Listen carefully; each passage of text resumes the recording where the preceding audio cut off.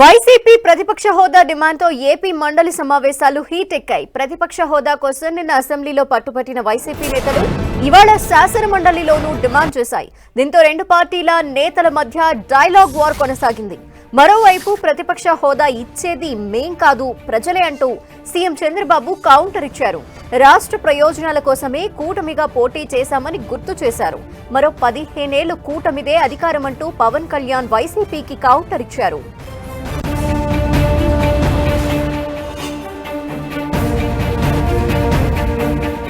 మరిన్ని డీటెయిల్స్ మా ప్రతినిధి రవిచంద్ అందిస్తారు. రవిచంద్, ధనలక్ష్మి, ఈరోజు ఉభయ సభల్లో కూడా గవర్నర్ ప్రసంగానికి ధన్యవాదాలు తెలిపే తీర్మానంపై ఏదైతే అందరూ కూడా సభ్యులంతా ప్రసంగించారు, చివరికి ముఖ్యమంత్రి చంద్రబాబు దానికి రిప్లై కూడా శాసనసభలో ఇచ్చారు. అదేవిధంగా శాసన మండలిలో నారా లోకేష్ కూడా ఈ తీర్మానానికి సంబంధించి రిప్లై, సభ్యులందరూ మాట్లాడిన తర్వాత రిప్లై కూడా నారా లోకేష్ ఇచ్చారు. అయితే ఈ సందర్భంగా చాలా మంది సభ్యులు తమ అభిప్రాయాల్ని తెలియపరిచారు.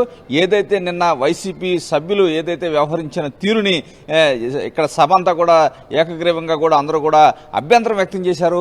శాసనసభ చైర్మన్ అయ్యన్న పాత్రుడు చాలా ఉదయం అయితే ఈ అంశాన్ని తనే స్వయంగా లేవనెత్తారు. గవర్నర్ వచ్చినప్పుడు ఆ సభ్యుల ప్రవర్తన చాలా చాలా చాలా జుగుత్సాహకరంగా ఉంది, ఆ విధంగా వ్యవహరించకూడదు.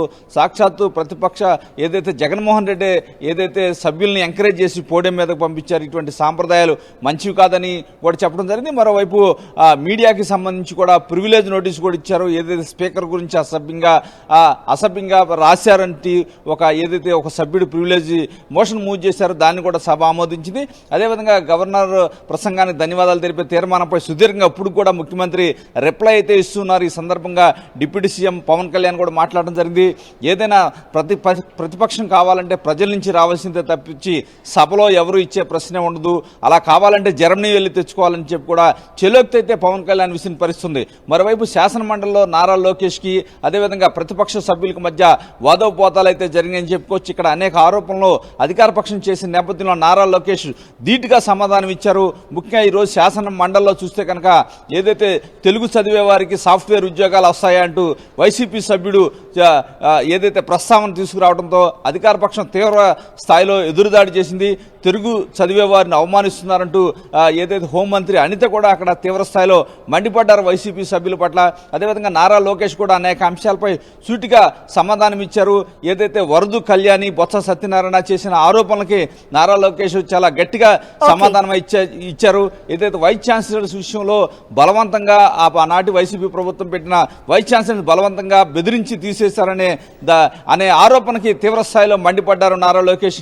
ఈ విధంగా రెండు సభల్లో కూడా చాలా తీవ్ర స్థాయిలో అయితే ఈ రోజు చర్చలు అయితే జరిగాయని చెప్పుకోవచ్చు. ఇప్పుడు ప్రస్తుతానికి శాసనసభలో ముఖ్యమంత్రి చంద్రబాబు ప్రసంగం కొనసాగుతూ ఉంది. ధనలక్ష్మి, థాంక్యూ రవిచంద్.